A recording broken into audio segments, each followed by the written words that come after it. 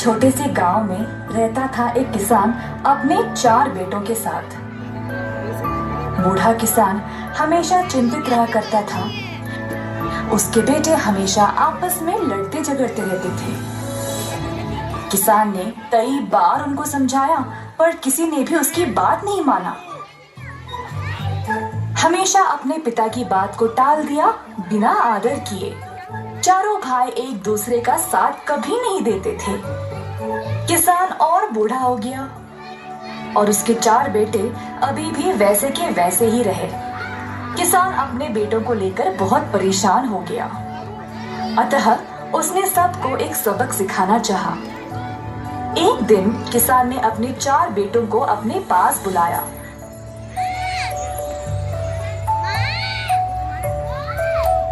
सबको लकड़ियों का घट्टा दिया। मेरे बच्चों, तुम सब के लिए मेरे पास एक काम है। ये एक साधारण लकड़ियों का घट्टा है। मैं चाहता हूँ कि तुम इस घट्टे को 2 हिस्सों में तोड़ दो। सबको ऐसा करने का एक मौका मिलेगा। सच में पिताजी, ये तो बहुत ही आसान है। उफ, तुम तो ये कर ही नहीं सकते, कोशिश भी नहीं करना। मैं तो सबसे बलवान हूँ और एक क्षण में तोड़ सकता हूँ। क्या मजाक है ये। सबको पता है कि सिर्फ मैं ही यह कर पाऊंगा। अच्छा, बस करो अब। मैंने यहाँ तुम लोगों को लड़ाई करने नहीं बुलाया। जैसा मैंने कहा वैसे चुपचाप करो। पहले सबसे बड़े बेटे ने लकड़ियों के घट्टे को तोड़ने की कोशिश की।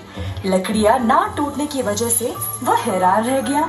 उसने बहुत जोर लगाया और सांस लेने भी रुक गया, पर घट्टा टूटा नहीं। अंत में उसने हार मान ली। दूसरे भाई ने भी कोशिश की, पर वो भी असफल हुआ।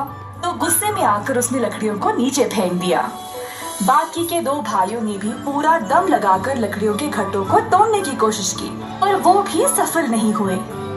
सब लोगों ने हार मान लिया और पिताजी से पूछने लगे, ये तो बकवास है पिताजी, वैसे आपने हमको ये करने को बोला ही क्यों? किसान ने कुछ नहीं कहा। उसने लकड़ियों का घट्टा लिया, उनको अलग किया और एक लकड़ी अपने सारे बेटों को दे दिया। अब तोड़ने की कोशिश करो। इस बार सबों ने आराम से लकड़ी को तोड़ दिया। मेरे बच्चों, मैं चाहता हूँ कि तुम इससे कुछ सीखो। केवल एक अलग लकड़ी आसानी से तोड़ दी जा सकती है, पर अगर 4 लकड़ी एक साथ रखोगे तो उनको तोड़ना बहुत मुश्किल हो जाता है। तुम चारों भी इन लकड़ियों की तरह ही हो, हमेशा एक साथ रहना और फिर कोई भी तुम्हारा बाल भी बांका नहीं कर सकता। इस बार लड़कों को पिताजी की सीख समझ आ गई। सबों ने एक दूसरे से लड़ाई करना बंद कर दिया और आपस में मिलजुल कर रहने लगे और अच्छे से साथ काम करने लगे। बहुत अच्छे बच्चों।